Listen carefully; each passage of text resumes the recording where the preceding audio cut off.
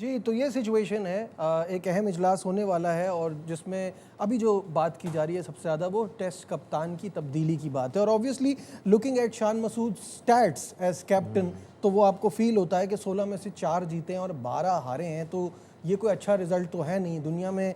मतलब आपको इतना ख़राब कप्तानी के रिजल्ट मिलते नहीं हैं। But is this the problem ये है कि इस सिचुएशन में आप किसी और को कप्तान बनाएंगे तो कोई आपके रिजल्ट्स अच्छे होने वाले नहीं हैं, क्योंकि रूट कॉज कुछ और है। आपकी क्रिकेट का बुरा हाल हुआ है, उसको ठीक करने का, उसको रेक्टिफाई करने की ज़्यादा ज़रूरत है रादर देन चेंजिंग कैप्टन्स। देखो नजीब, सबसे मेन चीज़ ये है कि ये ओहदों का दारोमदारी सारा जो होता है ना परफॉर्मेंस पे, हमारे यहाँ तो यही है और सबके यहाँ होता होगा, लेकिन हमारे यहाँ कुछ ज़्यादा हो गया। और ये वाकई ये परफॉर्मेंस ऐसी नहीं है 12 में से जो है हारना मैच। लेकिन सवाल ये होता, मैं तो थोड़ा सा डीप जाता हूँ, इसलिए डीप जाता हूँ कि आपकी ये कहाँ से सिलसिला शुरू हुआ। शान को हटाना, ज़ाहिर है आप उसने ख़राब खेला, फिर परफॉर्मेंस भी उसकी अपनी नहीं है, तो एक अगर परफॉर्मेंस अच्छी होती तो शायद वो हिलजुल नहीं होती। लेकिन मैं इसको एक दूसरे तरीके से ना फेवर करूँगा ना कुछ। मैंने थ्रू आउट जब से ये कप्तानी और ये सिलसिला शुरू हुआ है उसके बाद से मैं बड़ा थॉरली वॉच किया है कि आया ग्राउंड के अंदर क्या होता रहा है। मेरा ख्याल है जब बाबर को हटाया, जो हालात थे उसके बाद मजबूरी में, या आप कुछ कह लें कि जो भी आप उसको समझ सकते हैं कि भाई उनको बना दिया गया। अब बना दिया गया तो उसके बाद मैंने जो ऑब्ज़र्व किया, अब ठीक है लोग पता नहीं क्या देखते होंगे, मैंने ये ऑब्ज़र्व किया कि शान के जब कप्तान है तो उससे पहले जो कप्तान होते थे बहुत हमें ग्राउंड में जो बाकी प्लेयर हैं ऐसे एक्टिव नज़र आते थे जैसे कि पता नहीं वही सारा कुछ उसके साथ हैं। और फिर कई ऐसी चीज़ें आई जिसमें कि जी फलां के बारे में नहीं, कोई नहीं बोले हमारा ये है, मतलब इस तरह की चीज़ें कुछ सामने। अब आपको ये लग रहा है कि शान को वो सपोर्ट नहीं मिली एज कैप्टन? मुझे ऐसा बिल्कुल सपोर्ट नहीं है उसकी, और उसकी सपोर्ट के अलावा उसके कुछ डिसीजन ऐसे हैं।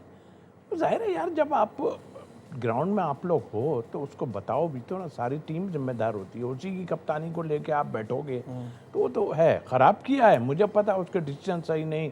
कौन कर रहा है ये जो टॉस जीत के पहले बैटिंग करना और ये और सारे एटमॉस्फेयर को देखना कि भाई बांग्लादेश में कैसी पिच होती है, क्या होता है। इस पे तो आपके हेड कोच ने आके कहा कि ये फैसला ठीक था और फिर अगले टेस्ट मैच में फिर वही फैसला लिया गया। तो सिर्फ अकेला वही वाली बात आ जाती है, सिर्फ अकेला कप्तान तो जिम्मेदार नहीं है, उनको हटाएं, everybody was on the same page, तो उनको उठाएं। नहीं तो फिर ये हटाते क्यों अच्छा, नहीं है? मुझे इस बात पे ना बड़ी हैरत होती है। पहले पाकिस्तान में क्या चलता था कि आज चेयरमैन ये है तो कल कौन होगा, क्या इस बार नजम सेठी होंगे तो अगली बार ज़का अशरफ होंगे, एक हफ्ते में बदलने वाला सीन हो रहा था। अब आपका ये चीज़ इनमें चल रही है, पहले आपके कोचेस बदले जाते हैं, आपके कप्तान बदले जाते हैं। कंसिस्टेंसी रखने ना, अगर कोई फैसला कर रहे हैं then stick to it. Sarfaraz को इस ओहदे पे लाए आप बहुत जल्दी, अब अगर आप हटाएंगे तो वो भी बहुत जल्दी होगा। नहीं, मुझे नहीं लगता कि सरफराज को हटाएंगे। मैं उस तरफ ही आता हूँ आपके उस सवाल पे कि मुझे लगता है कि ये माइक हैसन, उससे पहले हमारे कुछ लोग आन के सिलेक्शन कमेटी आपके ख्याल में है कहीं पे नजर आती है, कहीं नाम आते हैं कि जी ये सीरियसली, और कोई अकाउंटेबिलिटी भी नहीं है ना। अच्छा, जब वो आन के बैठते थे तो उसमें भी एक आध आदमी बोलता था, जिसमें आकिब जावेद वो तो ऑल इन ऑल थे, मगर उनकी भी बातें समझ नहीं आती थी, उनको भी बैकफुट पे कर दिया, कुर्सी पीछे कर दी उनकी। उसके अलावा कुछ और लोग आए बोर्ड में, बाहर से भी लोगों ने टीमें अनाउंस की, काफ़ी कुछ उस हुआ, लेकिन हमारी सिलेक्शन कमेटी अभी तक नहीं आ रही।